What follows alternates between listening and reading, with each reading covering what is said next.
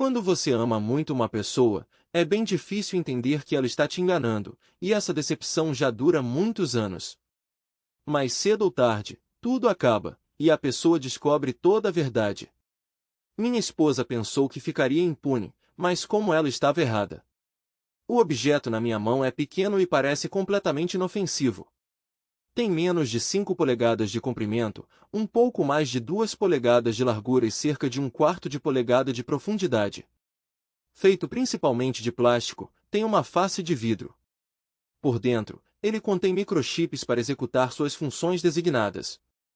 Parece inocente, mas é a maior ameaça à privacidade pessoal que o mundo já conheceu. Nós os chamamos de celulares e os carregamos de bom grado para todos os lugares, permitindo que qualquer um que escolha nos espione. George Orwell parece um profeta brando quando comparado à nossa realidade atual.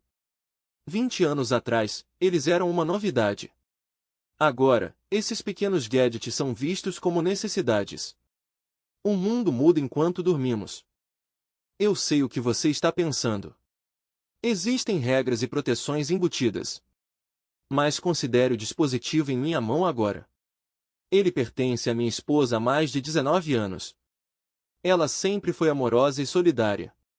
Ela é a parceira dominante, mas não uma megera. Quanto a mim, eu acreditava na santidade do casamento, um compromisso feito para durar. Eu estava confiante de que envelheceríamos juntos, e que ela seguraria minha mão no meu leito de morte.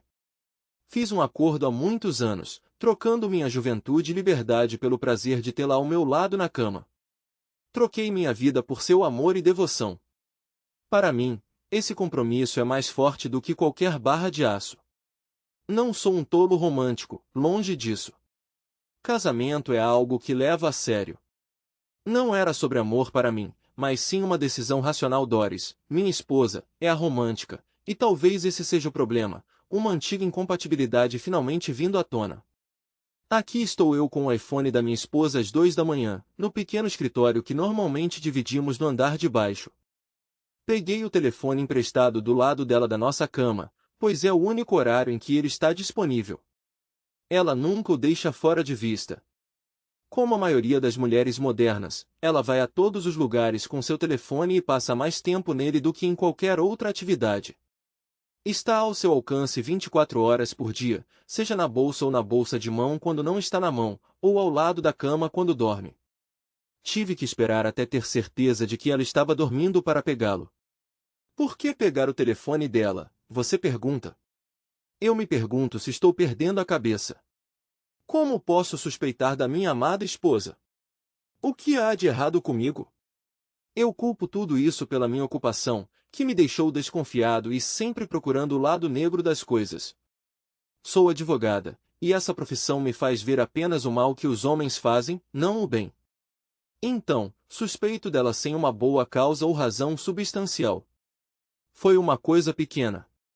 Entrei na cozinha enquanto minha esposa Doris, na verdade Dolores, mas ninguém usa seu nome completo, estava falando ao telefone. Normalmente, ela teria continuado ignorando minha presença, mas dessa vez ela desligou imediatamente e pareceu nervosa.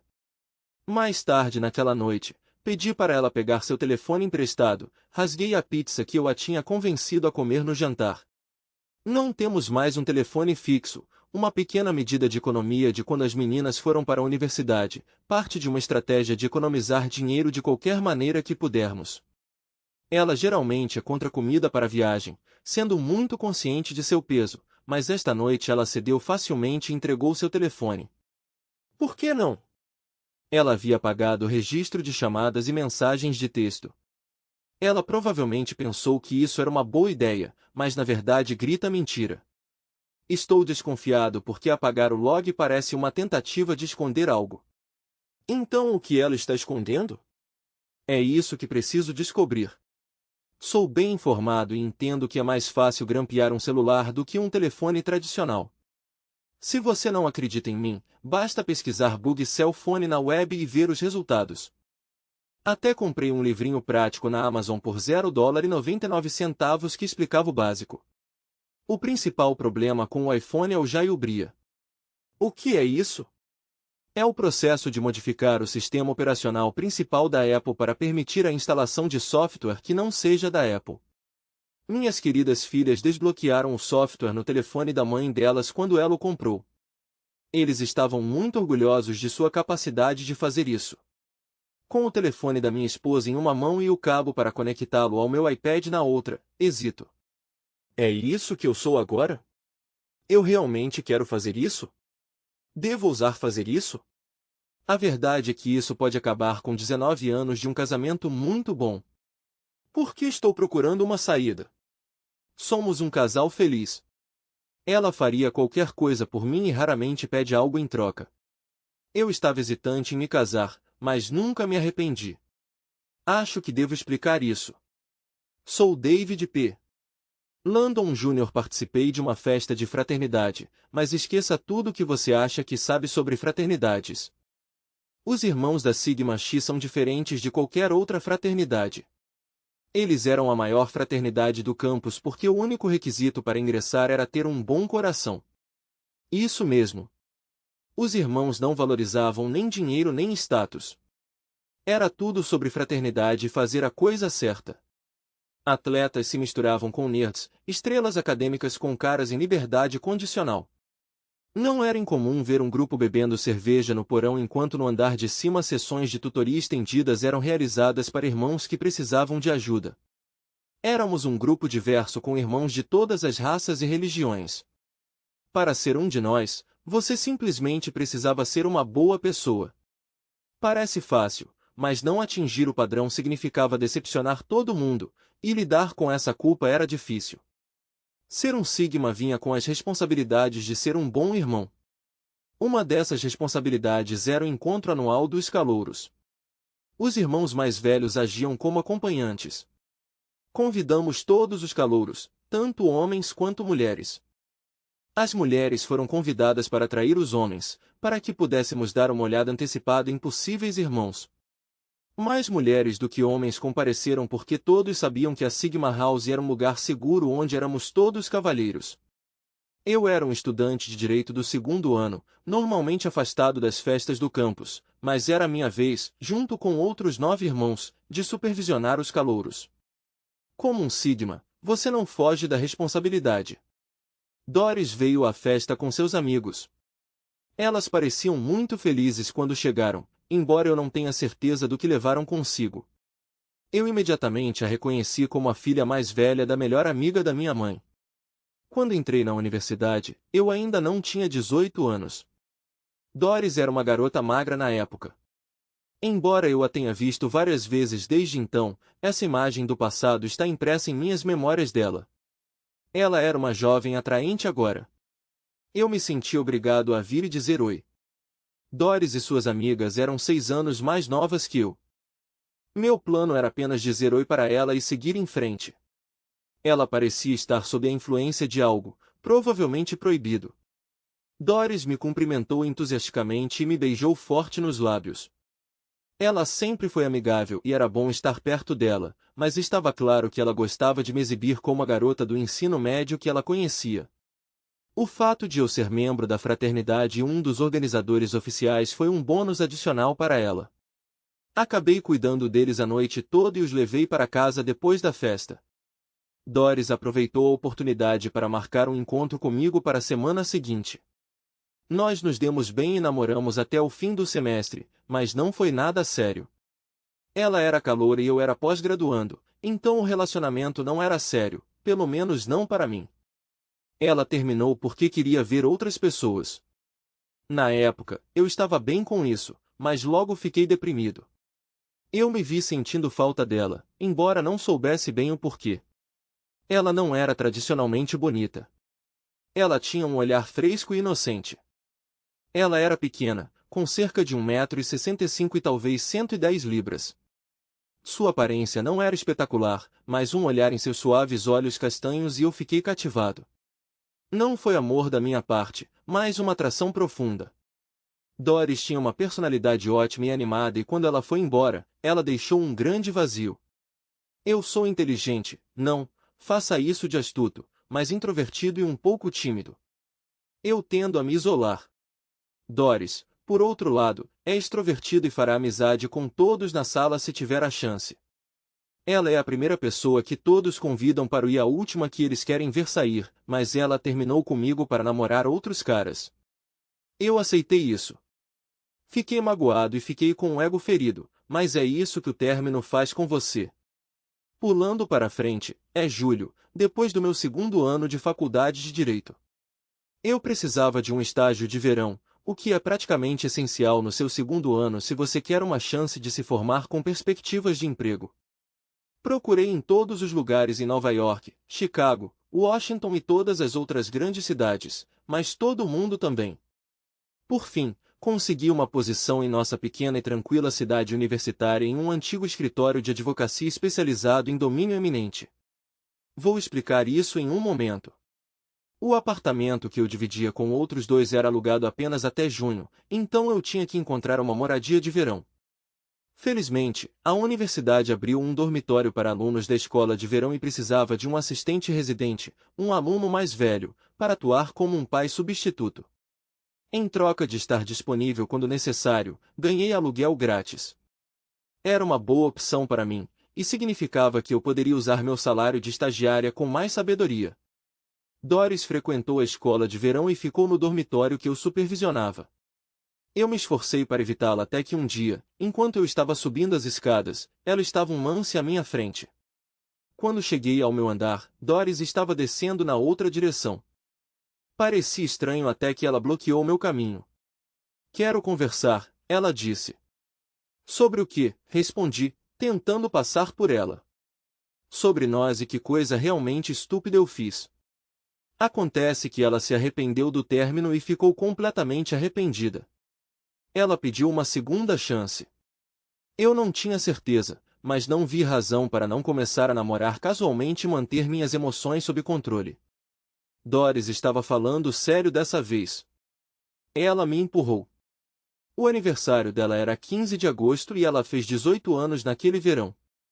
Quando perguntei o que ela queria de aniversário, ela respondeu: quero que você faça amor comigo. Sou virgem e quero que você seja meu primeiro. Fiquei surpreso que tudo deu certo para nós. Ela era determinada e, como se tornou a norma ao longo dos anos de nossa vida juntos, Doris geralmente conseguia o que queria. O dia depois de completar 18 anos caiu em um sábado, e Doris trabalhou como voluntária em um abrigo para mulheres administrado pela filial local da NAU. No sábado de manhã cedo, Doris foi ao abrigo para ajudar. Eu não tinha ideia sobre os detalhes do trabalho dela lá, pois sua localização era mantida em segredo. Como ela não tinha carro, tive que buscá-la no sindicato estudantil do campus por volta das 4 da tarde. Era bem longe do dormitório onde passaríamos mais alguns dias. O novo semestre de outono deveria começar em 10 dias, mas ainda tínhamos um tempinho para viver em nossos dormitórios atuais. O sindicato era uma cafeteria grande e espaçosa localizada bem no centro do campus. Estava bem tranquilo aqui às 4 horas da tarde de sábado, embora nunca estivesse completamente vazio. Quando Doris chegou, ela estava usando jeans comum e uma camiseta, mas tinha uma mala de viagem nas mãos. Estava claro que estávamos planejando passar a noite juntos, mas eu me perguntei por que ela levaria uma mala se morávamos no mesmo prédio, pelo menos temporariamente. Quando Doris e eu nos conhecemos na universidade, ela me cumprimentou com um beijo profundo e apaixonado. Ela parecia estar anunciando para o mundo inteiro, ou pelo menos para a comunidade do campus, que teríamos um relacionamento próximo. Ela estava fazendo uma declaração, mas o que exatamente era essa declaração? E por que sentimos a necessidade de tornar nossos planos públicos? Fomos para o meu dormitório, onde, como consultor residente, eu tinha um quarto separado. Acendi algumas velas e peguei uma garrafa de champanhe White Star de boa qualidade. Doris parecia muito nervosa, e eu também não estava muito melhor. Eu não tinha muita experiência em relacionamentos. Eu estava apenas com 2 outras garotas, e nenhuma delas durou mais do que 2 noites. Doris colocou muita pressão em mim. Tomamos alguns drinks, então comecei a tocá-la. Começamos a nos abraçar e nos beijar, mas antes que eu pudesse continuar, ela me parou. 30 minutos depois, nosso primeiro contato terminou. O ponto principal é que Doris era uma mulher excepcional. Estar perto dela me transformou. Minha experiência anterior não foi nada comparada, mas com Doris, tudo era despreocupado e agradável. Éramos inseparáveis, e Doris deixou claro para todos que estávamos juntos. Foi minha primeira experiência real como um parceiro dedicado, e eu me peguei gostando. Doris decidiu que era hora de me apresentar à sua família, os Boswells, composta por seus pais, Margaret e Lawrence, a irmã mais nova Marianne e o irmão mais novo Leury Jr. Eles eram pessoas ricas. Leury Sr. ocupava um cargo sênior no Chamont National Bank, e Margaret trabalhava como professora no Chamont Community College. Eles eram uma família impressionante que me tratava com grande respeito, impressionados com meu status como estudante de direito do terceiro ano. Margaret, a mãe de Doris, veio de uma família rica de Chamont, e ela frequentou a Sacred Heart Academy High School para meninas com minha mãe. Enquanto Margaret dava aulas, minha mãe escolheu enfermagem. Margaret Boswell era uma mulher extremamente atraente. Ela era mais alta que minha Doris, e não tão curvilínea, mas possuía uma graça nobre. Ela tinha o tipo de beleza digna que envelhece graciosamente. Seu marido era um homem de negócios alto, de cabelos prateados, que parecia impressionante de terno, mas tinha começado a ganhar um pouco de peso na cintura devido à meia-idade. Ele parecia mais velho do que seus 45 anos, especialmente quando comparado à esposa, que aos 40 não parecia ter mais do que 35. A filha mais nova deles, Marianne, aos 16, tinha acabado de começar a desenvolver sua figura, mas parecia estar seguindo a mãe em altura e aparência. O pequeno Leury tinha apenas 11 anos, mas já era alto, e mostrava o potencial para a constituição forte que eventualmente teria. Ele e eu estávamos destinados a nos tornar grandes amigos, tanto que ele agora é meu melhor amigo. Antes de começarmos a namorar, minha família adorava Doris, então ela rapidamente se tornou como uma de nós. Até minha irmã mais nova, Paula, era uma grande fã de Doris. Meu irmão era muito novo para ter uma opinião. Nossa família não era tão bem financeiramente quanto a de Doris.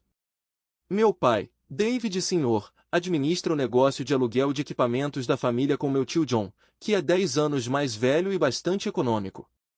O negócio próspera sob sua gestão rigorosa, mas é a personalidade extrovertida do meu pai e sua capacidade de se conectar com qualquer um, mesmo aqueles de quem ele não gosta, que realmente expandiu o negócio. Mamãe teve que trabalhar porque o negócio era modestamente lucrativo, e meu tio era muito conservador com os lucros. Sou muito próximo da minha mãe Agnes, uma mulher alta e atraente que aos 41 anos era 8 anos mais nova que meu pai. Tanto ela quanto eu somos mais altas que meu pai, de 1,65 m. A característica mais marcante da mamãe é seu cabelo loiro, embora hoje em dia ele receba alguma ajuda do cabeleireiro. Ela é uma enfermeira registrada que costumava trabalhar à noite em um horário rotativo de 4 dias quando eu era jovem. Ao longo dos anos, ela obteve um mestrado em enfermagem e agora é a enfermeira-chefe do hospital onde trabalha. Ela sempre precisou trabalhar e trouxe tanto, se não mais, renda do que meu pai. Meu relacionamento com meu pai é mais intrincado do que com minha mãe. Ele sempre tentou me encorajar a me abrir, especialmente considerando minha natureza tímida e introvertida. Papai é um cara extrovertido e amigável que parece conhecer todo mundo e acredita em manter bons relacionamentos com todos. Ele defende dar a outra face e evita começar conflitos sempre que possível. Embora muitas vezes não concordemos, ele certamente deu sua aprovação a ele e diria: quando eu era criança, minha coisa favorita era ficar acordado até tarde esperando a mamãe voltar do turno das 4 à meia-noite. Papai me deixava ficar acordado nas noites de sexta e sábado, e eu cuidava dos meus irmãos enquanto ele ia buscar a mamãe no trabalho. Eles traziam hambúrgueres e milkshakes para casa e nós os apreciávamos juntos. Às vezes, mamãe chegava em casa sozinha muito tarde nos fins de semana. Ela me beijava enquanto eu estava deitado na cama antes de ela ir tomar banho e depois para sua própria cama. Quando ela se inclinava, eu sentia o cheiro de seu perfume, Chanel No. 5, que ela usava quando se arrumava. Às vezes eu acordava com o som do chuveiro ligado, seguido por sussurros entre meus pais e a risada característica da minha mãe antes que a cama deles começasse a render. Era um lar amoroso, mesmo durante os tempos difíceis, quando os negócios estavam lentos e o dinheiro estava curto e a mamãe fazia horas extras. Minha mãe e a mãe de Doris eram amigas incrivelmente próximas.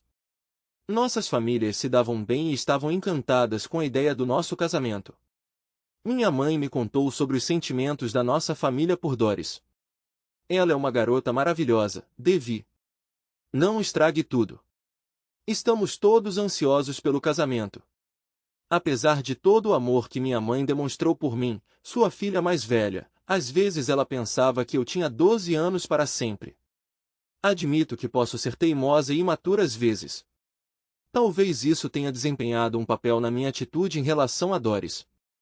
Eu gostava de ter uma namorada, mas queria que tudo fosse como sempre.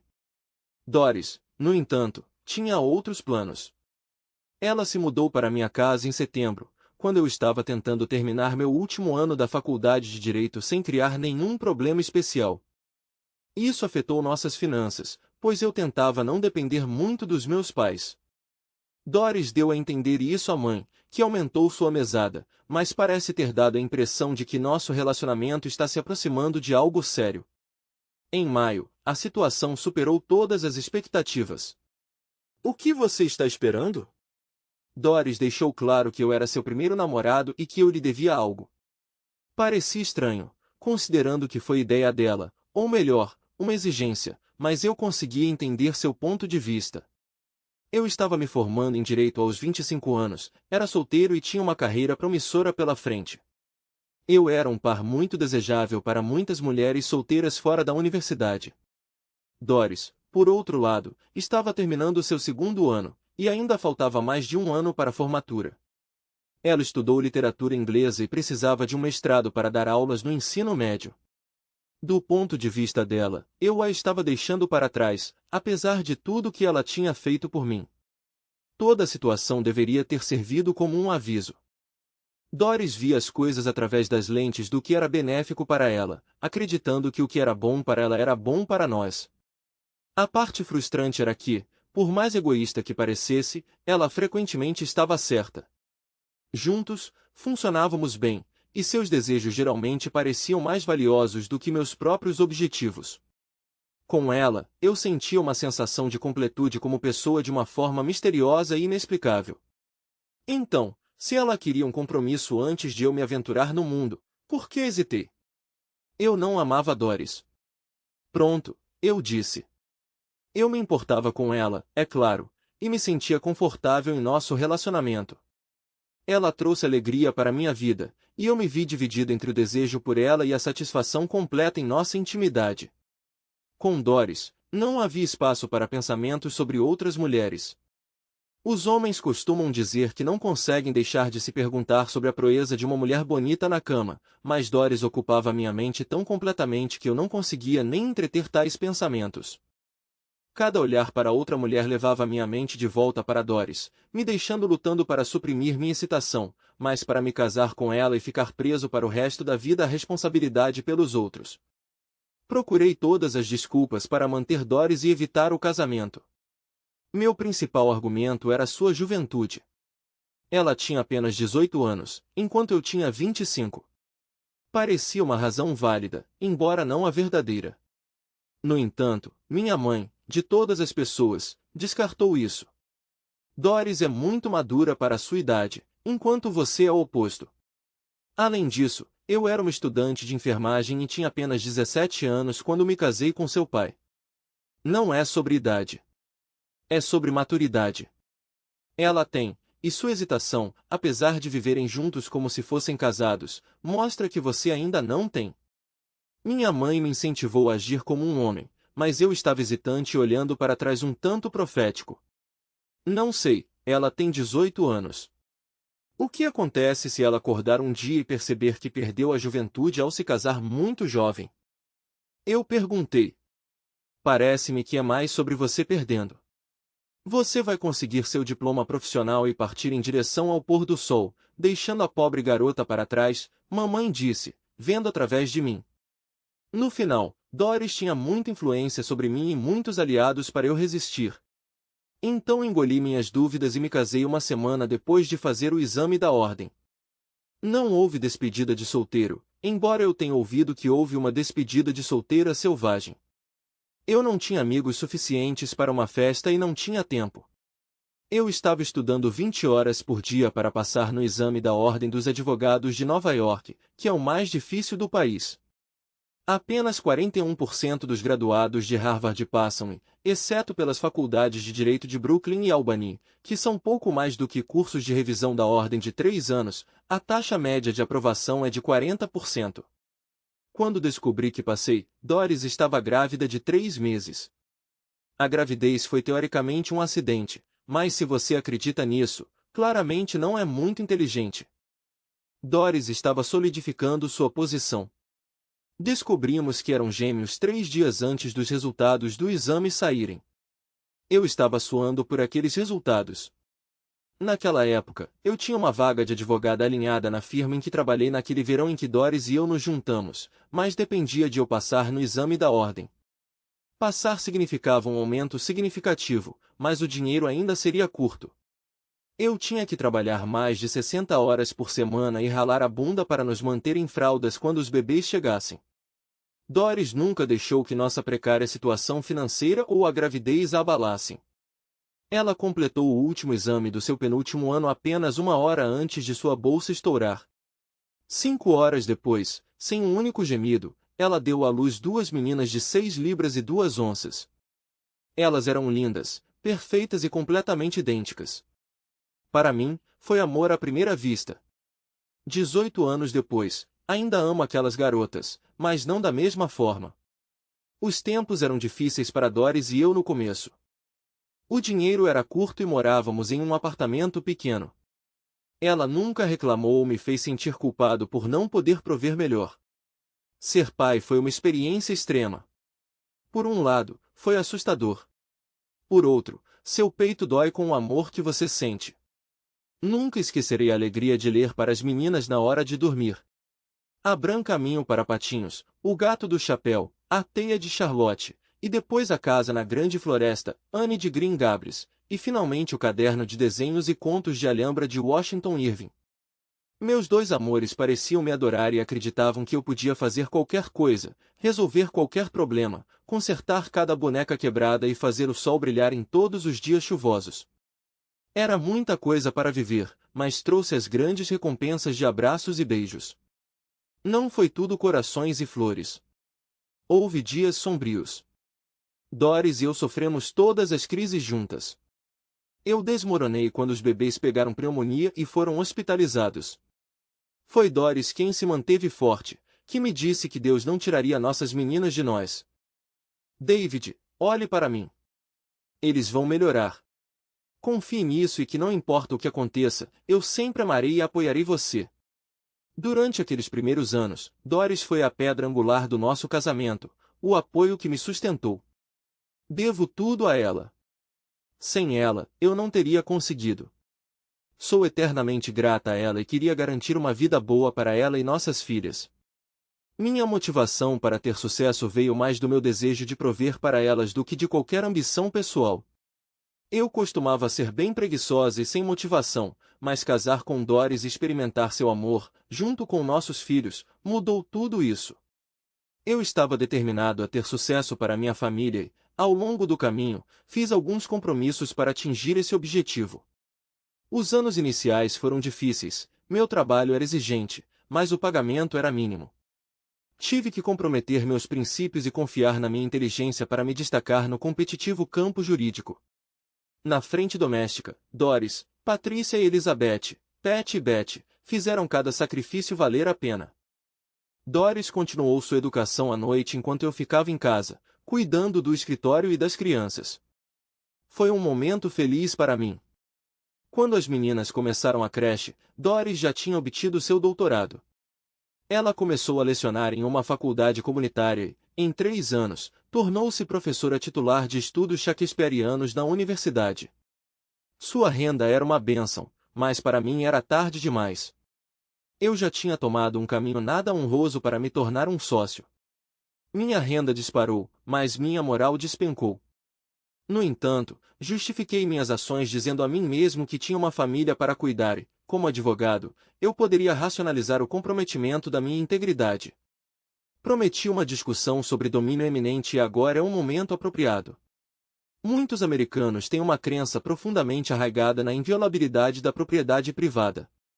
A propriedade da casa é vista como uma meta e um direito. A noção de que o governo poderia arbitrariamente confiscar sua casa é impensável para muitos, e é aí que o domínio eminente entra em jogo. Quando o governo requer propriedade para um propósito público, como para construir uma rodovia, ponte, escola ou hospital, ela passa por um processo conhecido como desapropriação. Esse processo envolve o governo tomando a propriedade necessária para uso público e compensando o proprietário por seu valor. Em teoria, é simples, embora lamentável, necessário. Nós, advogados, nos referimos a esse processo como domínio eminente, derivado do termo latino que significa senhorio supremo, o que essencialmente significa que o Estado tem o direito de tomar sua terra. Em princípio, o governo deve pagar a você o valor da propriedade, mas se você ingenuamente espera que o governo o trate de forma justa, você pode acabar sendo prejudicado. É aqui que os advogados entram. Domínio eminente envolve um sistema complexo com procedimentos específicos. Um advogado experiente pode navegar por essas etapas para garantir a compensação máxima para você. Ninguém se arrepende de contratar um advogado para um caso de domínio eminente. O problema é que a maioria das pessoas não busca representação ou contrata um advogado inexperiente. Portanto, a chave para o sucesso como advogado de domínio eminente é se promover efetivamente para clientes em potencial, enfatizando que você pode garantir significativamente mais dinheiro para eles. Devo meu sucesso ao meu sobrenome afortunado porque, na faculdade de Direito, Landon estava sentado logo antes de Landrieu. Por 3 anos, o alfabeto me colocou ao lado de James, me chame de Jimmy, Landrieu, um jovem republicano, membro do Comitê Republicano Estadual e, mais tarde, estagiário jurídico no Senado do Estado de Nova York. Ele eventualmente se tornou advogado assistente e, em seguida, advogado do Comitê Legislativo de Corporações e Associações. Essa foi uma grande oportunidade para mim. Jimmy e eu éramos próximos, então, se ele tinha algum problema, ele naturalmente recorria ao amigo. Agora você deve estar se perguntando o que Jimmy tem a ver com meu sucesso. A chave está naquele comitê de corporações, que lida com todos os assuntos de domínio eminente. Por que isso é significativo? É simples. O domínio eminente se tornou uma ferramenta poderosa para os fortes explorarem os fracos. Embora seja destinado ao uso público, a maior parte da propriedade tomada para interesses privados, muitas vezes sob o pretexto de remodelação. Cético. Na próxima vez que estiver em Nova York, olhe para a sede do New York Times, um majestoso arranha-céu na Times Square. A terra que ocupa foi apreendida por domínio eminente, um acordo vantajoso que supostamente economizou ao Times quase 80 milhões de dólares. Não é de surpreender que o jornal não tenha destacado esse fato para seus leitores. Meu papel é garantir que as pessoas recebam justiça com o melhor de minhas habilidades. Empregarei qualquer tática necessária, incluindo contratar avaliadores externos que apoiarão minhas alegações e, ocasionalmente, usar avaliadores estaduais que já trabalharam para mim. Eu pago meus avaliadores generosamente, garantindo que meus clientes recebam um tratamento excepcionalmente justo. Minha estratégia envolve alcançar aqueles prestes a serem explorados antes de qualquer outra pessoa, e é aí que meu amigo Jimmy entra.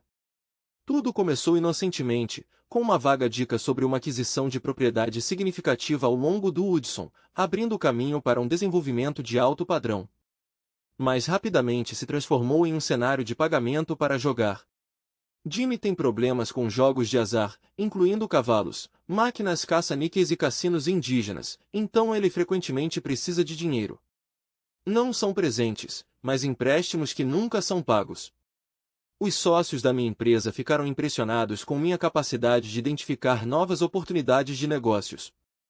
Minha percepção aguçada foi bem recompensada, e por anos essa abordagem funcionou. Nada abertamente legal, apenas um pouco de informação antecipada e algum esforço da minha parte para alcançar pessoas que se beneficiariam muito de me ter como seu advogado. Era essencialmente um serviço público, mas quando você anda numa linha tênue, é fácil cruzá-la. Mais sobre isso depois, mas por enquanto, voltando ao telefone da minha esposa. Eu tinha instalado um programa sofisticado no telefone da Doris.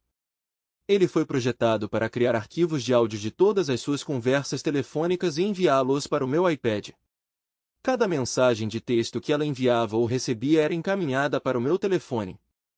Além disso, eu podia ouvir suas conversas em tempo real ou configurar seu telefone para gravar até 2 horas e enviar as gravações para o meu iPad. Em teoria, Doris não podia dizer ou ouvir nada que eu não pudesse acessar. Na prática, era um pouco diferente. Minha esposa passou quase 5 horas no telefone no primeiro dia. Só de ler suas conversas telefônicas já seria uma tarefa hercúlea. Ela passou 45 minutos conversando com uma amiga sobre um vestido que viu no shopping, mas não comprou. Por 3 semanas, eu peneirei essa trivialidade e senti que tinha me tornado bastante adepta a isso. Comecei a acreditar que estava ficando paranoico. Eu estava prestes a desistir quando as mensagens chegaram. Eu estava em uma reunião com um novo cliente quando meu telefone tocou com um toque distinto indicando uma nova mensagem. Ignorei, mas alguns minutos depois houve outro toque, seguido por um terceiro. Eu raramente envio ou recebo mensagens de texto e Doris era a mesma coisa. É uma coisa geracional. Enviar mensagens de texto não faz parte do nosso DNA. Depois da reunião com meu cliente, chequei meu telefone e vi 3 novas mensagens transferidas do Spivari no telefone de Doris. Lembre-se, tivemos o segundo dia. Mark, não posso sentir tanto a sua falta. Quando e o que? Temos um encontro. Cooper às 12h30, eu te amo. Levei um momento para perceber que Doris tinha um almoço marcado com alguém chamado Mark, de quem ela sentia falta e que a amava. O restaurante Coopers era um lugar pequeno e intimista para jantar ao norte da rotatória, bem fora do caminho, um lugar perfeito para um encontro privado. Já passava do meio-dia. Não consegui chegar lá a tempo, mas tinha um trunfo. Eu podia ouvir. Ativei o bug no telefone dela e usei meu iPad para ouvir enquanto casualmente entrava no meu carro. No começo, tudo o que eu conseguia ouvir era o barulho do carro. Doris estava dirigindo. Quando ela chegou, captei os sons fracos do restaurante e a ouvi sendo cumprimentada pela recepcionista. Bom dia, posso ajudar? Uma doce voz feminina perguntou. Estou conhecendo alguém. Ah, lá está ele. Então, houve sons que sugeriram que eles poderiam ter se abraçado e talvez se beijado. Doris sentou-se e eles trocaram cumprimentos. Eles conversaram brevemente sobre trabalho, mencionando que ambos trabalhavam na universidade. Ele parecia jovem, forte e muito confiante. Ele logo mudou a conversa para ela, enchendo-a de elogios sobre seu cabelo, vestido e beleza estonteante e juventude em geral. Eu estava escutando uma sedução. Teria sido intrigante se não fosse minha esposa. Quando a comida chegou, a conversa mudou para mim, focando em quão velho e gordo eu sou, quão grisalho e chato. Eu fui descrito como um peixe frio que não merecia uma mulher bonita, vibrante e mais jovem.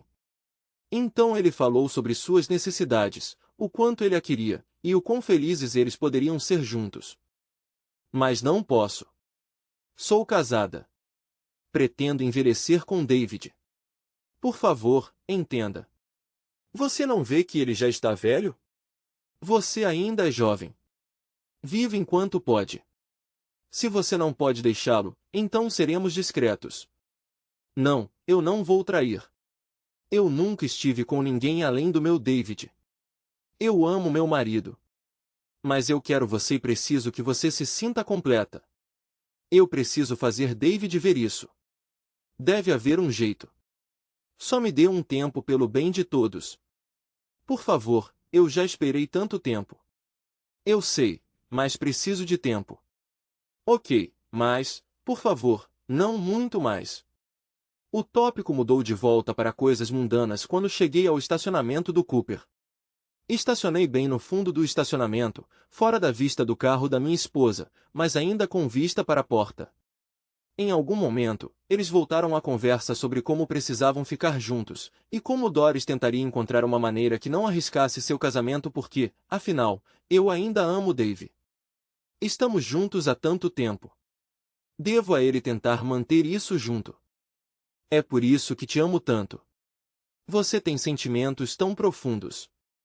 Só preciso te mostrar que pena não é amor, ele disse, o babaca exagerado. Quando eles estavam saindo, eu os vi. Notei que Doris estava deslumbrantemente vestida. Juro que ela não saiu de casa daquele jeito esta manhã. O homem que estava com ela era alto, cerca de 1,90 metros a 1,20 metros, magro e atlético. Ele era negro, com a pele da cor de café escuro. Ele era bonito?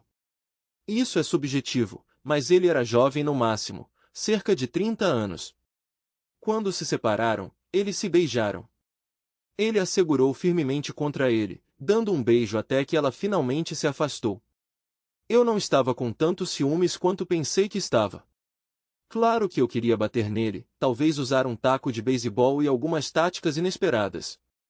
Não seria justo, mas beijar a esposa de outro homem também não é justo. Você não pode me enganar, ele só queria ir para a cama com ela. Toda a conversa sobre amor era só conversa fiada. Ele era um cara esperto que usava isso até ficar entediado e depois seguia em frente. Por alguma razão, suspeitei que Doris não estava completamente alheia a isso. Ela é uma mulher inteligente. Minha esposa estava jogando um jogo perigoso, não com seu amante, mas comigo. Ela realmente achou que eu aturaria isso? Doris e eu temos um casamento americano típico. Talvez 5% dos homens americanos administrem sua própria casa, mas os outros 95% de nós têm que se contentar com pouco. Eu frequentemente me arranjei. Nunca ganhei uma discussão com Doris, mesmo quando me parecia que eu estava ganhando a rodada e ela parecia arrependida e apologética. No final ela conseguiu o que queria. Ela sabia disso desde o começo, mas eu tive que aprender. No quarto, como a maioria dos homens, eu conseguia o que minha esposa queria me dar. A intimidade era nos termos dela, de acordo com o que se espera de uma boa esposa e mãe. Doris amava intimidade, mas ao longo dos anos ela estabeleceu limites. Fizemos do jeito dela e foi o jeito certo. Nunca me faltou intimidade. Não posso dizer que queria e não consegui. Quando ela começou a desacelerar, isso lhe trouxe algum alívio. Doris tem um jeito de enquadrar seus desejos como nossas necessidades. Ela consegue o que quer por meio da persistência, desgastando você gradualmente. Apesar disso, ela é uma esposa maravilhosa e uma mãe ainda melhor. Durante todo o nosso casamento, ela estava na escola ou trabalhando em período integral, mas ainda cozinhava, limpava e cuidava da casa. Embora eu contribuísse, Doris cuidava da maioria das responsabilidades. Ela assumiu o comando, e se ela me manipulou, foi porque acreditava que era necessário. Eu só me ressentia dos esquemas dela nas raras ocasiões em que percebia o quanto ela gostava de me controlar. Qualquer homem casado honesto e perceptivo admitirá que sua esposa adora manipulá-lo. Parece ser uma parte intrínseca de ser mulher. Mas Mark era diferente. Eu entendia seu fascínio. Ele era novo, diferente e proibido, o que o tornava irresistível para uma mulher como Doris. Com ele, ela podia se dar ao luxo de ser a garota má. Ele representava a liberdade de escapar de uma vida que se tornará previsível e menos satisfatória. Ele oferecia uma alternativa ao ninho vazio e ao marido velho e cansado. O fato de ele ser negro acrescentava excitação. A proximidade seria reforçada pela novidade e diferenças. Não duraria, mas não era para durar. Mark foi apenas o primeiro homem fora do nosso casamento, não o último. Fiquei profundamente deprimida porque estava claro para mim que se Doris quisesse me trair, ela o faria. Minhas opções eram limitadas. Fique com ela ou deixar foi difícil, pois passamos por tanta coisa juntos. Eu odiava admitir, mas eu era muito dependente dela e não conseguia imaginar a vida sem ela depois de todos esses anos. Mas então eu me perguntei, e se? Quando cheguei em casa naquela noite, tentei o meu melhor para ser pelo menos neutro, se não otimista. Doris conhecia bem meu humor e viu através da minha falsa compostura. O que há de errado, Dave? Ela perguntou. Nada. Acho que estou apenas esgotado do trabalho, respondi. Você trabalha muito duro. Você deveria ir mais devagar, cuidar melhor de si mesma, talvez se inscrever em uma academia, ela sugeriu. Olhei para ela criticamente. Eu tinha me inscrito em uma academia no ano passado, saindo todas as manhãs antes que ela acordasse. Eu tinha perdido 30 dos 40 quilos que ganhei desde que nos casamos e tinha construído músculos com um personal trainer 3 vezes por semana. O novo namorado dela não era sobre eu estar fora de forma ou ser chato. Era sobre a percepção que ela tinha de mim. Eu era o velho e confortável par de chinelos e ela queria experimentar novos, mas usava principalmente os velhos, embora não os apreciasse mais. Não encontrei conforto em sua hesitação porque Doris precisava de tempo para se adaptar às coisas. Ela finalmente comprou aquele vestido que estava de olho e falando sobre. Ela era uma mulher que precisava de muito tempo para decidir. Ela ainda estava debatendo se deveria experimentar seu novo homem. O dia seguinte trouxe mais uma surpresa. O bug do telefone capturou uma conversa que quase pulei. Só escutei porque estava curioso para ver se minha esposa ao menos daria dicas para a mãe dela. Oi, mãe, queria confirmar o dia de ação de graças com você. Você está trazendo as batatas doces regadas com bourbon e a salada de brócolis. Claro, querida. Mas me diga, como foi o almoço com o Mark? Oh, mãe, ele é tão maravilhoso. Mas ele quer levar isso adiante e eu não posso. E por que não? Não tenho ideia de por que você não endireitou seu marido anos atrás. Agora você perdeu a vantagem. As crianças cresceram. Você não pode usá-las como alavanca. Mãe, eu nunca poderia ter feito isso. Posso ser uma esposa ruim, mas não poderia ser uma mãe ruim. Bobagem, você é uma ótima esposa. David já reclamou? Eu responderei que não. Você mantém uma casa perfeita, é uma ótima cozinheira, cria 2 jovens maravilhosas e mantém seu homem satisfeito no quarto. Nem vou mencionar o fato de que você contribui mais financeiramente para a casa do que seu marido. Sim, mas agora estou considerando a infidelidade. Não, você está enganado. Traição só ocorre sem consentimento de ambas as partes. David precisa entender que homens e mulheres têm necessidades diferentes na cama. A libido das mulheres geralmente aumenta com a idade, enquanto a dos homens diminui. As mulheres querem variedade no quarto, enquanto os homens geralmente priorizam a intimidade em si. As mulheres podem agradar a vários parceiros, enquanto os homens podem ser limitados pela resistência. Seu envolvimento com outro homem não reflete mal em Dave. Ele é um homem maravilhoso, e pode mostrar isso dando a você algum espaço. Garanta que ele saiba que será uma prioridade e bem tratado. Não tenho certeza. David pode ser imaturo em alguns aspectos. Você acha que ele estaria aberto a compartilhar? E se não estiver, o que pode acontecer? Não quero arriscar perdê-lo. Escute, seu pai não é exatamente mente aberta, mas eu estou saindo com outros homens há quase 3 décadas. Ele não me deixou e não está reclamando. Levou um tempo para ele se ajustar, mas quando ele se ajustou, nós ficamos mais do que bem. Você deveria saber disso. Sim, mas David não é como o papai. Não consigo imaginá-lo bem comigo tendo um amante discreto. Certo, deixe-me falar com Agnes. Afinal, ela administrou bem o pai dele, e entende o filho melhor do que ninguém. Lembre-se, ela o fez se casar com você em primeiro lugar. Deixe-me ver o que ela pensa, disse minha sogra, encerrando a conversa com mais algumas palavras sem relação que me deixaram atordoada. O que ela quis dizer sobre minha mãe e meu pai? Tive uma sensação terrível que eu sabia, na verdade, sempre suspeitei, mas me recusei a ir por aí. Grampear o telefone de Doris tinha sido um erro. Espionar me fez sentir inadequada. Era descobrir o que as pessoas realmente pensavam de mim e não era muito. Nos dias seguintes, esperei por atualizações, mas não houve nenhuma até que minha filha Beth ligou. Olá, mãe. Pat e eu chegaremos tarde em casa na terça-feira para o feriado, mas precisamos voltar no sábado. Temos planos com 2 caras do time de futebol para domingo depois do jogo deles. Ah, ótimo.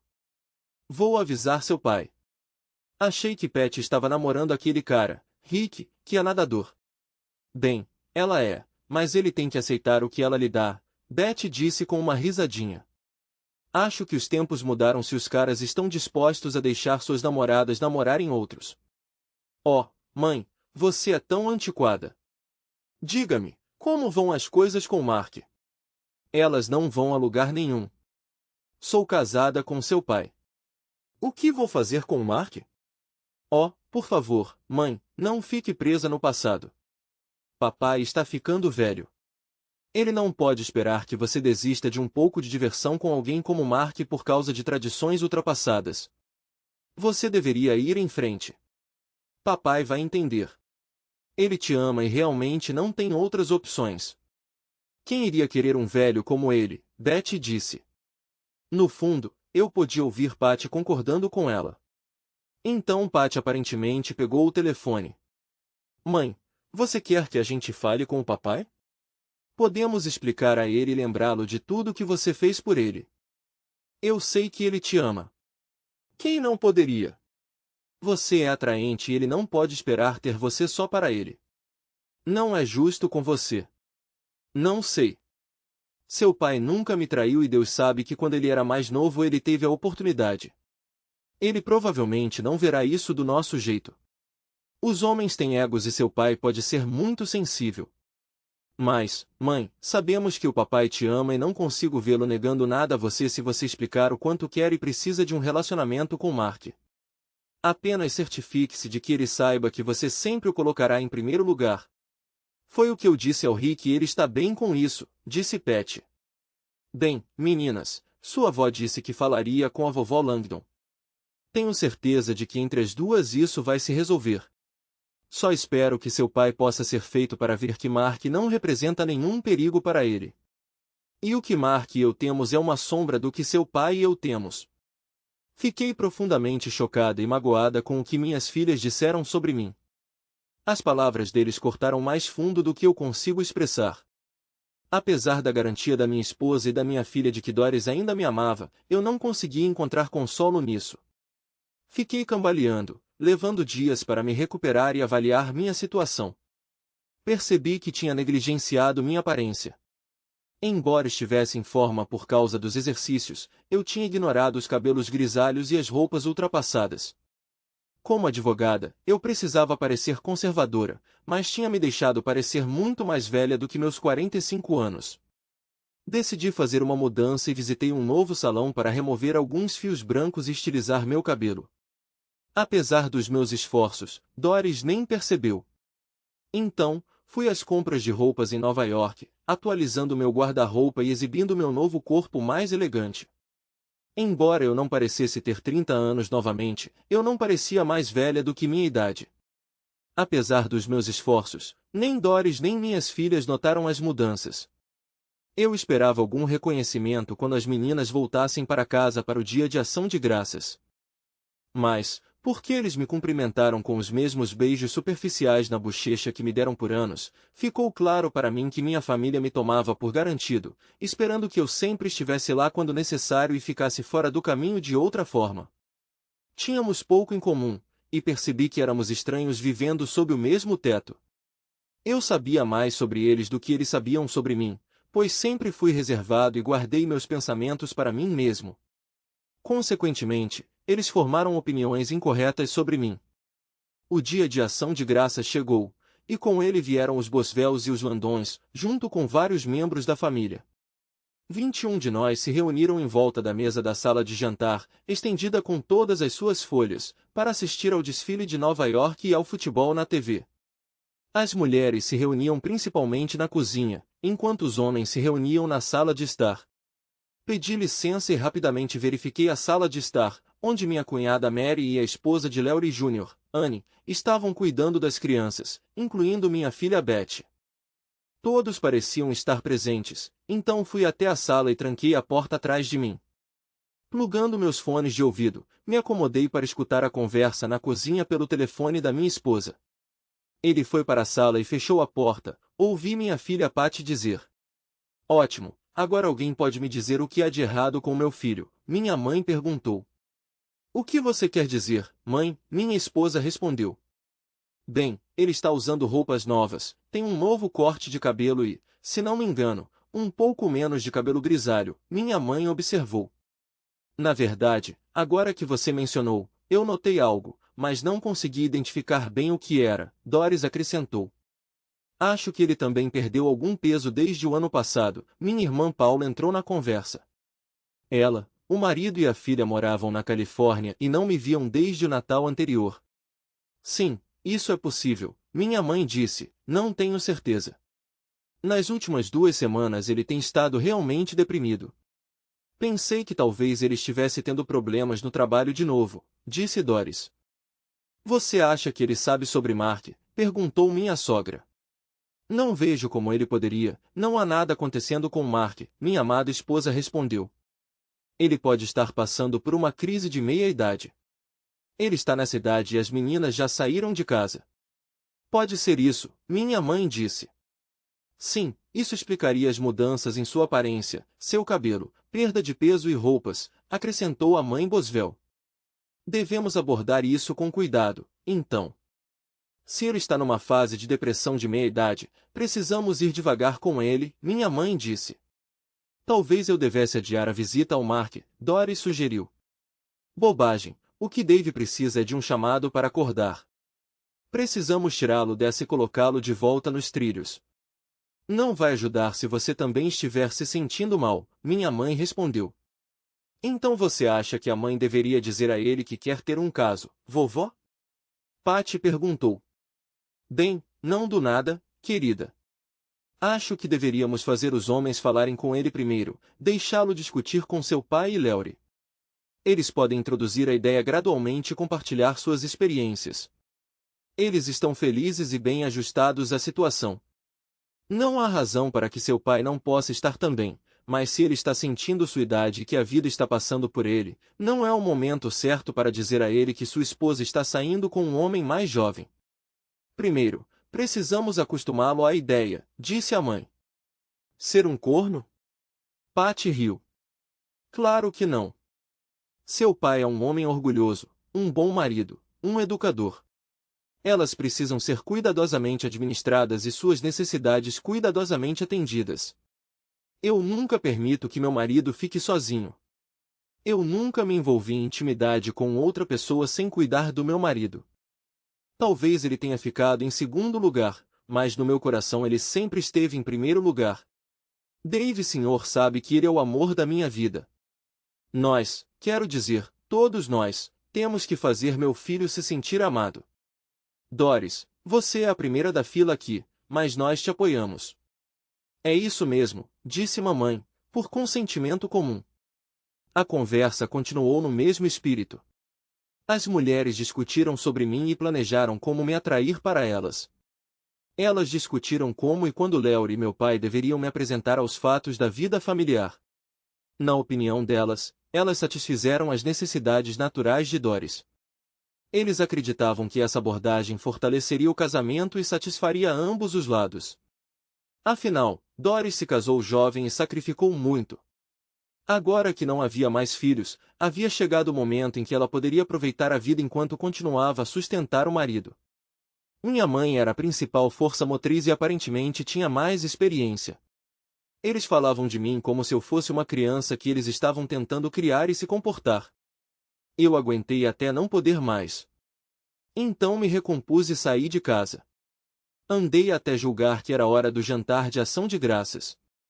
Ao retornar, Doris estava preocupada. Minha partida passou despercebida, deixando-os perplexos quando retornei. Tarde da noite, sozinha em casa, exceto pelas meninas, Doris tentou entender meus problemas. Não consigo articular bem, mas sinto que as coisas precisam mudar, e talvez eu esteja hesitante em abraçar o desconhecido. Querida, não importa o que aconteça, meu amor por você sempre perdurará. Você é e sempre será a pessoa mais significativa da minha vida, ela sussurrou, aninhando-se perto na cama. Permaneci em silêncio, sobrecarregada pela culpa. Ela tinha um jeito de me fazer sentir culpado. No primeiro sábado de dezembro, eu estava no Giant Stadium com meu pai e meu sogro. Laurie tinha garantido os ingressos, que eram assentos excelentes de fato. Meu pai esbanjou em uma limusine de ida e volta e bebidas para a viagem. Léurie cuidou da cerveja e dos lanches no estádio. Ambos os homens estavam bem preparados. Apesar de um começo estranho tentando abordar o assunto de ser um corno, eles cobriram todos os pontos essenciais que minha mãe insistiu. Os principais argumentos se resumiram ao fato de que mulheres de uma certa idade querem ter um parceiro jovem e liberdade. Enfatizou como apoiar a exploração de um cônjuge pode beneficiar ambos os parceiros. Fiquei em silêncio até os minutos finais de um jogo de futebol, relembrando minha própria juventude praticando o esporte e percebendo meu desdém por assisti-lo. Posso não saber de tudo, mas de uma coisa tenho certeza. Se eu pegasse Doris com outro homem, isso significaria o fim do nosso casamento. Sem exceções, declarei, pretendendo que fosse minha declaração final sobre o assunto. Apesar das tentativas do meu ancião de nos persuadir a mudar de ideia durante o terceiro jogo, durante os minutos finais, reiterei firmemente minha posição sobre a infidelidade, levando a minha saída. Quem quer uma esposa promíscua? É isso que uma mulher assim se torna, comentei, levando meus anciãos a me rotularem de maturo e tacanho antes de eu me desculpar para ir ao banheiro. Eles ficaram ausentes por um bom tempo, e quando retornaram o estádio estava quase vazio enquanto voltávamos silenciosamente para casa em uma limusine. Mais tarde naquela noite, descobri que eles tinham acabado de ir ao banheiro. Eles tinham ligado para casa. Tanto minha mãe quanto minha sogra falaram com Doris antes de nosso retorno e outras ações foram consideradas necessárias. Em uma semana, me vi arrastada por Léurie e papai mais uma vez, dessa vez para um clube de cavalheiros com entretenimento sugestivo. Enquanto eles se entregavam a bebidas caras e danças de colo, eu me abstive de álcool e recusei quaisquer avanços. Não consigo imaginar trocar a fidelidade da minha esposa por uma lap dance, afirmei antes de sair sozinho, chamando um táxi para partir sozinho. Não houve mais nenhuma menção à minha partida da companhia dos dois homens mais velhos. Conforme o Natal se aproximava, as conversas que ouvi se tornaram mais intensas. Mark estava perseguindo minha esposa romanticamente e sugerindo um encontro durante as férias escolares. Era uma situação ideal para eles, pois tinham o dia todo livre enquanto eu deveria estar trabalhando.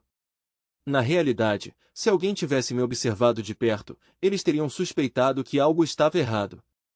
Acho que é hora de uma confissão. Veja bem, eu sou o que alguns podem chamar de obscuro ou desonesto. Eu estava na ponta dos pés sobre a linha por anos e com a tentação certa, deixei essa linha bem para trás. Tudo começou com os lotes de buraco de fechadura.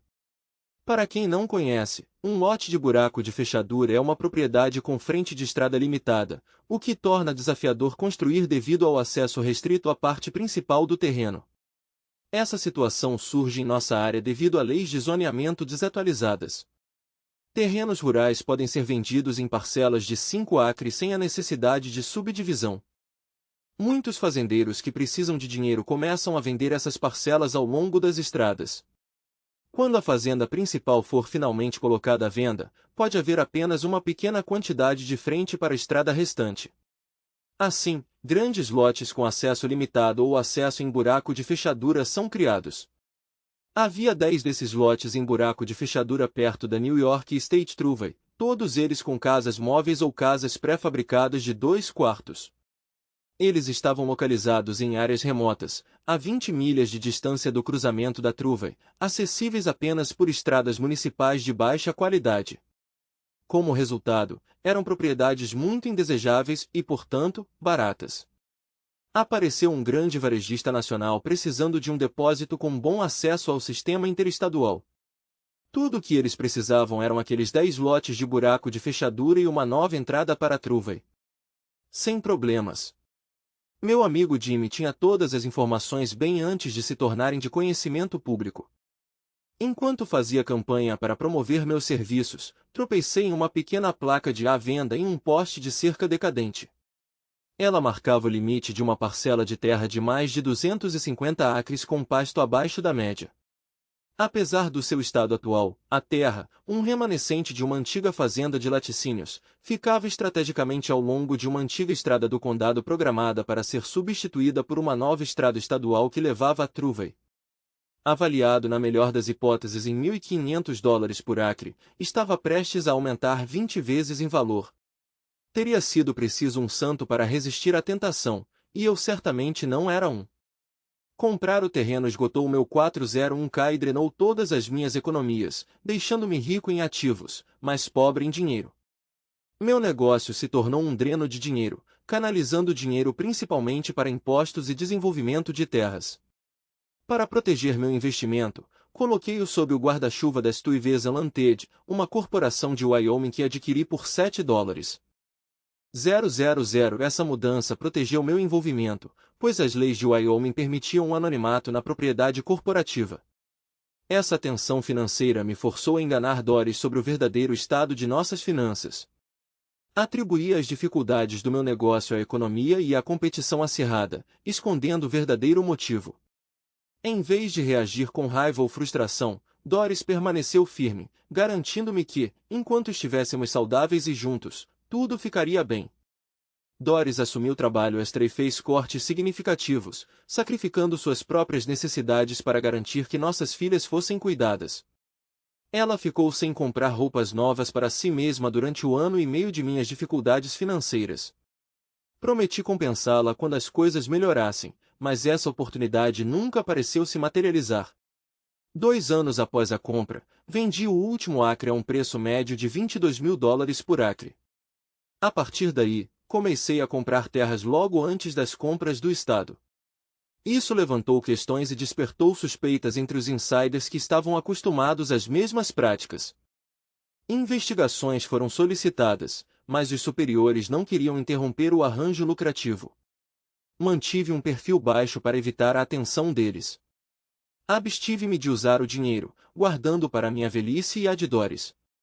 Tranquilizei-me de que, a essa altura, as pessoas já teriam esquecido, e eu poderia inventar uma explicação plausível para minha família sobre como eu havia ganhado dinheiro. Eu estava inflexível sobre manter minha verdadeira natureza escondida de Doris e de nossas famílias a todo custo. Nunca imaginei que acabaria ouvindo segredos ocultos da minha própria família. Na véspera de Natal, seguimos nossa tradição usual de passar um tempo com meus sogros. No entanto, o dia de Natal estava reservado para uma grande reunião na casa da minha família. Graças a um acordo entre minha mãe e Doris, chegamos cedo. Doris, como sempre, tinha preparado um enorme peru assado com todos os acompanhamentos, enquanto a mãe Boswell estava cozinhando um assado de cordeiro, e minha mãe tinha um presunto no forno. Por volta de 1 hora, eu estava tirando o peru recheado em sua pesada assadeira de ferro do porta-malas do novo Mercedes de Doris. O carro tinha sido um presente de aniversário dos pais dela, envolvendo uma entrada pesada. David, quando você terminar de trazer o peru, eu gostaria de falar com você na sala, minha mãe disse. Não era um pedido, mas seu tom era mais simpático do que hostil. A sala, uma sala pequena e um tanto isolada na parte da frente da casa, era onde minha mãe estava esperando. Ela estava sentada no sofá curto e, quando entrei, ela fez sinal para que eu me sentasse ao lado dela. Sentei-me e, quando ela se virou para mim, nossos joelhos quase se tocaram. Ela pegou minhas 2 mãos nas dela e eu senti o toque frio e reconfortante que eu lembrava da minha juventude. David, algo parece errado. Se você estiver enfrentando um problema, lembre-se de que eu e todos os outros nesta família estamos aqui para você. Ela disse isso, inclinando-se, olhando-me diretamente nos olhos, como se esperasse uma resposta, ou talvez um apelo por ajuda ou orientação. Era o tipo de conversa que uma mãe tem com um filho problemático, esperando fornecer o conforto de que ele precisa. O que poderia estar errado? Tenho uma família amorosa e solidária, uma esposa fiel e 2 filhas devotadas, respondi, enfatizando as palavras. Minha mãe não é boba. Ela ouviu o que eu não disse. David, um homem honrado apoia sua esposa em todas as coisas. Ser um bom marido significa fazer sacrifícios, assim como sua boa esposa se sacrificou por você nos últimos 20 anos. Minha mãe, uma mulher notavelmente astuta, rapidamente percebeu que eu não era tão ingênuo quanto parecia ser. Ela fez um apelo inteligente aos valores fundamentais de bondade e justiça que ela havia incutido em mim desde a infância, qualidades passadas de nossos pais e nutridas por meio de nossas ações. Da perspectiva dela, era sobre a dedicação de um homem ao seu casamento e família. Foi um caso irônico de ela me julgar mal, mas eu era o culpado por enganar a todos por tanto tempo que eles não entendiam mais quem eu realmente era. Eu tinha me retratado como um homem confiável e bom, mas na realidade eu estava desempenhando um papel de marido e pai indefeso, alguém facilmente aproveitado devido à minha natureza gentil e amorosa. A abordagem dela nunca poderia ter funcionado na pessoa que eu havia me tornado, mas ela não poderia saber que eu tinha despertado para um novo mundo onde a tecnologia expunha todos os segredos e as falhas humanas prevaleciam. O problema é que eu não considero honroso ter uma esposa promíscua. Tudo é realmente negociável. Trocamos nossa integridade pelo que desejamos, e raramente é sobre dinheiro. Mesmo quando o dinheiro está envolvido, a transação raramente é somente sobre finanças.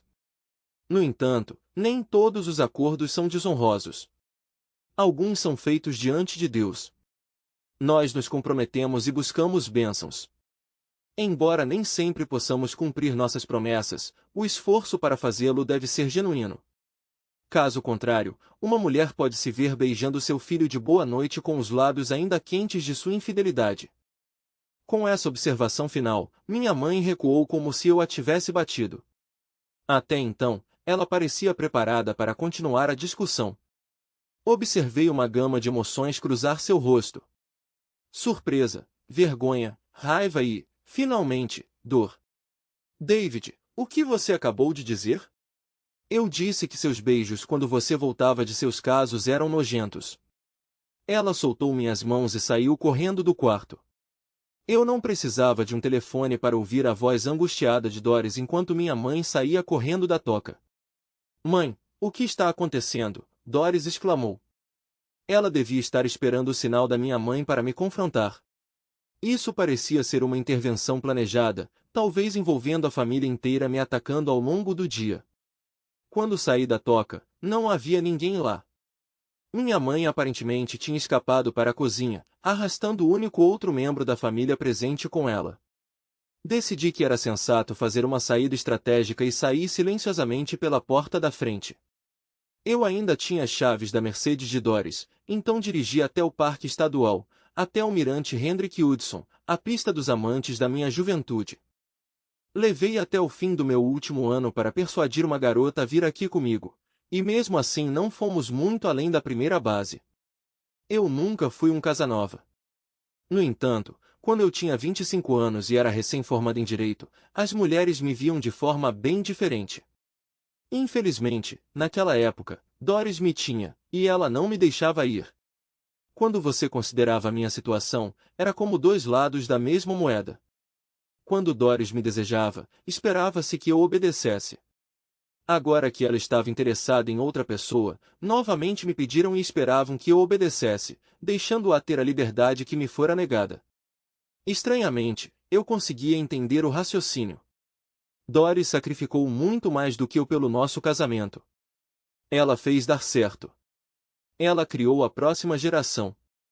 Se dependesse de mim, provavelmente nunca teríamos tido filhos, comprado uma casa, planejado a aposentadoria ou contribuído com muita coisa. Agora, o que Doris queria era, como ela via, diversão inofensiva. Um pouco do que ela havia perdido. Ela não me negou a mesma oportunidade. Ela só não acreditou que eu poderia aproveitar a oferta. Veja, eu sou velho e gordo. Hoje, minha mãe tinha boas intenções. Ela queria me mostrar minhas limitações, mas também me garantir que todos ainda me amavam e tornariam as coisas o mais fáceis possível. Eles achavam que estavam sendo gentis, enquanto eu sentia que estava sendo egoísta. No fundo, eu sabia que esse momento chegaria. Não sou cego ou estúpido, mas, de muitas maneiras, permaneci uma criança. Não de uma forma infantil, mas de uma forma corrupta. Aprendi os caminhos do mundo e joguei sujo. Tentei justificar, alegando que fiz isso pelos outros ou por necessidade. Mas a verdade é que trapaceei porque queria vencer. Não só pelo dinheiro, mas pelo bem da vitória. Ceder para Doris significaria perder e eu tive quase 20 anos perdendo para ela. Enquanto estacionava no mirante, peguei meu iPad e abri meu Spivari. Ele não está em casa e o carro da mãe sumiu, disse minha filha Beth. Espero que ele não volte, Anne, acrescentou a esposa de Lowry. Eu sempre soube que Anne não gostava de mim, mas agora ela tinha um motivo.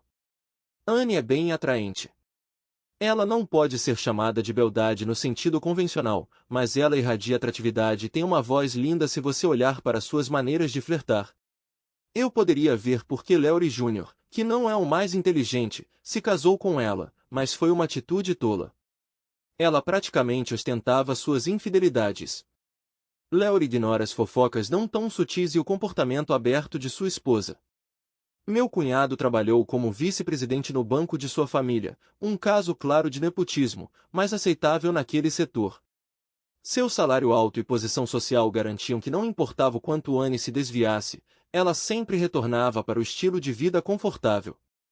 Anne e Lowry tinham um filho de 5 anos que se parecia com seu suposto pai, com cabelos loiros e olhos azuis. Eles sempre pareciam se dar bem como um casal. Enquanto eu ouvia, minha mãe elaborou um plano. Meu filho é incrivelmente teimoso. Ele praticamente me acusou de ser infiel na minha cara, minha mãe disse à sua audiência. Não acredito nisso, respondeu minha sogra. Dave é um homem bom demais para isso. Acho difícil acreditar em mim mesma, mas ouvi com meus próprios ouvidos. Ele parece saber de tudo de alguma forma. Os velhos devem ter sido descuidados com o que disseram e ele interpretou as coisas completamente errado, minha mãe explicou. O que devemos fazer? Não quero perder meu marido, disse Doris. Precisamos ser espertos. Se ele não cooperar, teremos que recorrer a algum engano, minha mãe disse. Eu não subestimaria meu irmão. Ele sempre foi o astuto.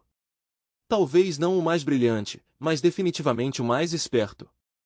Lembre-se do que ele fez com o tio Jack naqueles jogos de pôquer. Ele pode ser muito desonesto, disse minha irmã. Ela falou sobre a época em que, quando adolescente, descobri que meu tio trapaceava regularmente em nossos jogos de pôquer, que jogamos a cada 2 semanas. Todos sabiam, mas preferiam não prestar atenção porque só jogávamos por apostas pequenas. No entanto, eu não gostava de ser enganado, então descobri como ele manipulava o baralho durante o embaralhamento e trapaceava de volta. Por várias semanas, ele continuou a perder, incapaz de me expor sem revelar sua própria trapaça. Eventualmente, os jogos terminaram abruptamente e meu tio parou de falar comigo. Minha irmã se lembrou disso porque ela me perguntou o que havia de errado com o tio John e eu ri quando contei a ela. Sim, mas ele tem uma vulnerabilidade que podemos explorar, minha mãe disse. Então ela descreveu seu plano. A vulnerabilidade que ela mencionou era minha incapacidade de lidar com o álcool. Eu não costumo beber, mas quando bebo, fico alegre até que finalmente adormeço. Se eu beber o suficiente, desmaio. A ideia da mamãe era simples, me deixar bêbado em uma festa de ano novo da família. Enquanto eles colocavam bebidas escondidas na minha bebida, Anne estava flertando comigo. Quando fiquei ainda mais bêbado, ela começou a fazer avanços óbvios, dos quais provavelmente me lembrarei quando ficar sóbrio. Se eu ficasse tão bêbado que não tivesse consciência do que estava acontecendo ao meu redor e perdesse a memória, eles me levavam para o quarto e tiravam algumas fotos de Anne e eu juntos. Na manhã seguinte, acordei em uma cama desconhecida e fui confrontado por uma esposa furiosa. Quando confrontado com evidências da minha infidelidade, dificilmente poderia argumentar contra a sugestão da minha esposa de abrirmos nosso casamento para outros.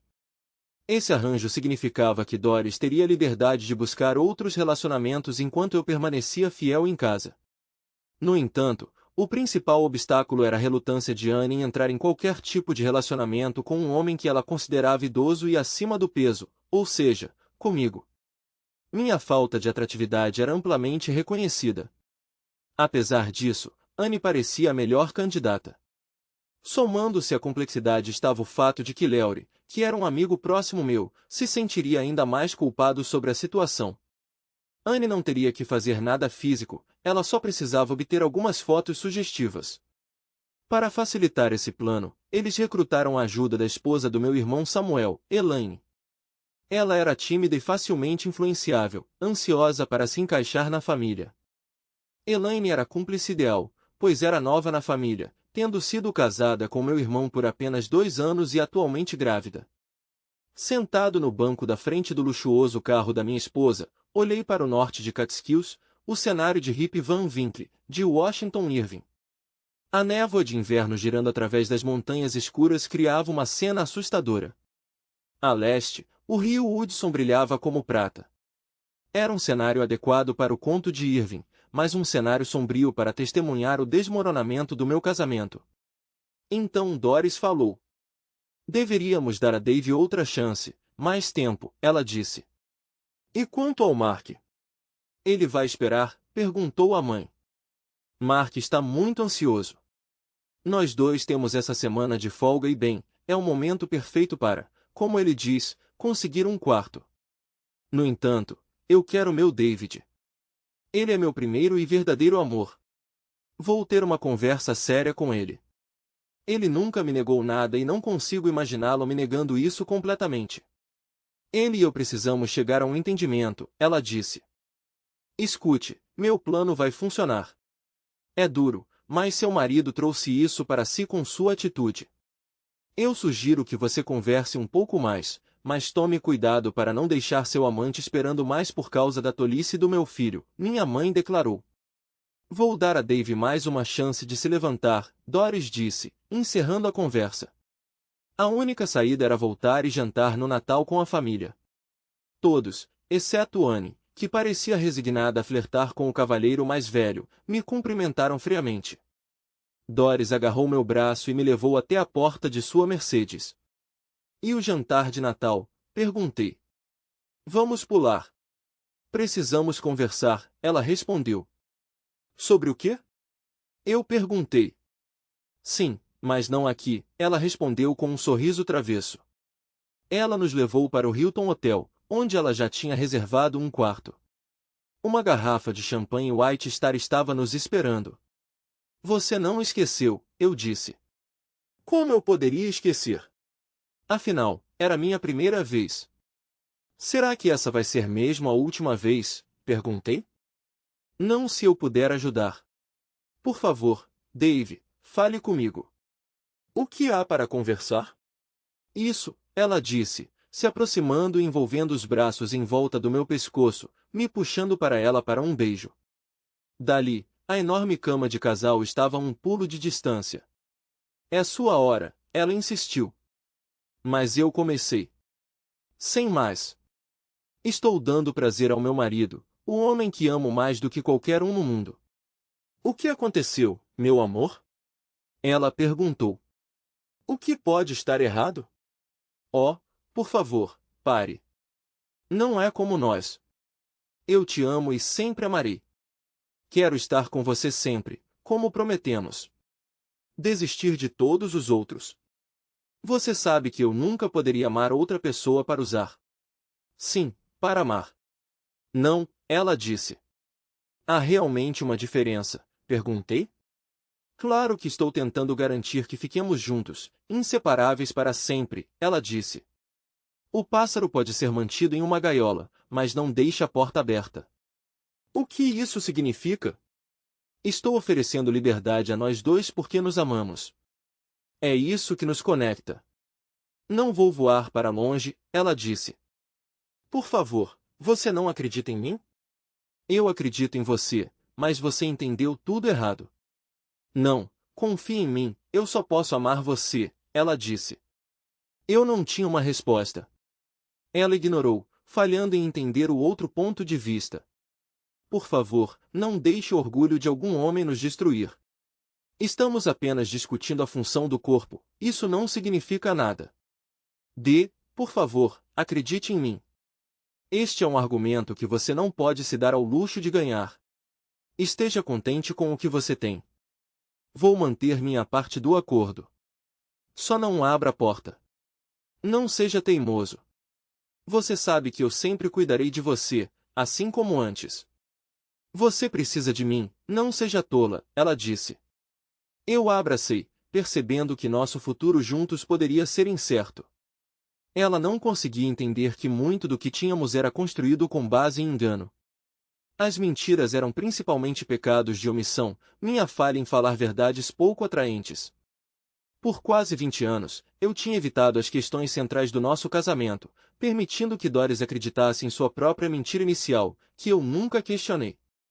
Eu te amo. Tudo vai ficar bem. Confie em mim, ela disse, sem perceber que ela não era o problema. Não, acredite em mim, não posso aceitar o que você está oferecendo. Eu cumpri minha parte do acordo, respondi, encerrando a conversa. Na quarta-feira da semana seguinte, Mark convidou minha esposa para almoçar em sua casa. Eu escutei o tempo que levou para ter certeza de que eles finalmente terminariam meu casamento.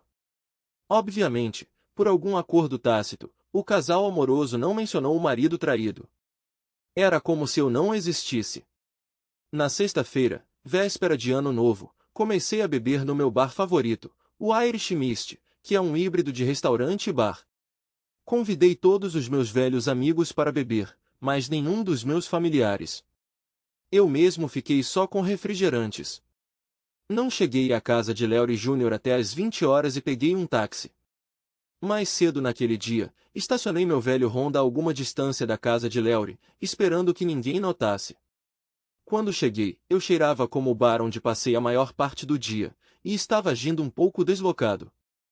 Logo eles começaram a me dar bebidas muito fortes. Eles começaram a agir lentamente, mas rapidamente ganharam força. Foi difícil para mim me livrar deles, mas, felizmente, Anne e Leury tinham plantas em vasos. Elas e algumas idas ao banheiro me permitiram ficar sóbrio enquanto fingi estar bêbado.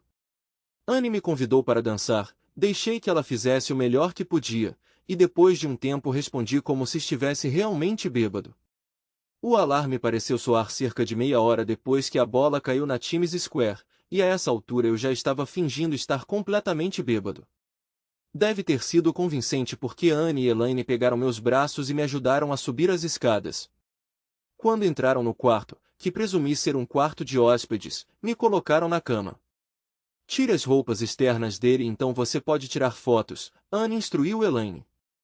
Deixei Elaine começar, ela hesitou um pouco. Você sabe que ele não é realmente gordo, na verdade ele é bem musculoso, Elaine comentou. De qualquer forma, faça o que você precisa fazer, Anne disse, pendurando cuidadosamente o vestido nas costas de uma cadeira e soltando o cabelo. Quando Elaine tentou desfazer meu cinto, eu intervim. Acho que não quero que você faça isso, a menos que, é claro, Anne realmente vá se envolver em intimidade, eu disse. Elaine recuou com um olhar de surpresa no rosto. Droga, droga, droga, Anne xingou. Minha irmã te avisou, mas quem nessa família escuta, eu disse. Agora, vocês dois, desçam e mandem essa trapaceira que se diz minha esposa aqui, ou eu terei que fazer o que vocês supostamente me trouxeram aqui, eu acrescentei. Com isso, eles saíram correndo da sala com Anne parando, apenas brevemente, para pegar seu vestido. Fiquei ali sentada, ouvindo o barulho lá de baixo. Pareceu muito tempo. Houve vozes elevadas, mas não tentei escutar. A parte de escuta desse drama havia acabado. Eventualmente, Doris apareceu na porta do quarto. Você queria me ver? Ela perguntou. Sim, entre e sente-se, eu disse em uma voz suave e amigável, tentando o meu melhor dadas as circunstâncias. Doris sentou-se e as lágrimas começaram a fluir. Ela estava tão arrependida e admitiu ter cometido um erro terrível ao ouvir os outros. Do que você está arrependida, Doris? De querer outro homem ou de estar com ele na quarta-feira passada no apartamento dele? Ela gritou com isso e o medo brilhou em seus olhos. Não, talvez seja só que o esquema da minha mãe não funcionou e agora você foi pego, certo? Por favor, David, eu te amo. Não significa nada, você tem que acreditar nisso. Eu sei que você me ama e vai me perdoar, ela disse, talvez um pouco esperançosa devido ao meu comportamento calmo. Não, Doris, eu não. Por favor, David, me perdoe e vamos superar isso. Eu te perdoo, Doris. Não há realmente nada a perdoar, exceto um pequeno engano equivocado. O problema está no resto, veja bem. Eu não te amo. Nunca amei. Acho que nunca consegui. Você não quis dizer isso, David, É só a sua raiva falando. Não consegui deixar de rir. Pareço bravo? Deixe-me garantir que não estou. Passei os últimos 19 anos preso a esse casamento. Não foi tão ruim. Era uma espécie de gaiola dourada, mas agora a porta está aberta e estou caminhando por ela com gratidão a você por finalmente me libertar. David, por favor, você não pode estar falando sério. Não vou deixar você acabar com nosso casamento por algo tão pequeno, especialmente depois de todos os anos de amor e devoção que lhe dei. Faça como quiser. Estou indo embora. Já me decidi. Seu domínio sobre mim era puramente por culpa e agora não sinto nenhuma. Você queria um casamento aberto e agora terá o casamento mais aberto possível. Sem um marido, eu disse enquanto me levantava para ir embora. O que você vai dizer às nossas filhas? Ela perguntou, seu tom ficando bravo. Vou apenas dizer adeus a essas meninas. Eu queria poder acreditar que elas não eram minhas, mas dado o comportamento delas e suas mães, não tenho dúvidas. Então adeus é tudo que elas vão conseguir de mim, eu respondi. Mas então parei, percebendo que não era verdade. Minhas meninas, as pequenas, eu sempre as terei em meu coração. Eles nunca cresceram. Eles ainda são os pequenos se perguntando se os patinhos vão conseguir atravessar a rua, acrescentei. Com isso, deixei minha esposa chorosa e desci as escadas. Claro, minha mãe, apoiada por meu pai, tentou me impedir. Aonde você vai? Mamãe exigiu. Não tenho uma resposta para essa boa pergunta, mas sinto que deveria visitar muitos lugares que não visitei em 20 anos, respondi. Então você vai embora porque as coisas não saíram como planejado? Ela perguntou. Não, estou indo embora para encontrar a vida que estava perdendo, expliquei. Por favor, David, pense racionalmente. Seu mundo inteiro está aqui. Todos que te amam estão aqui.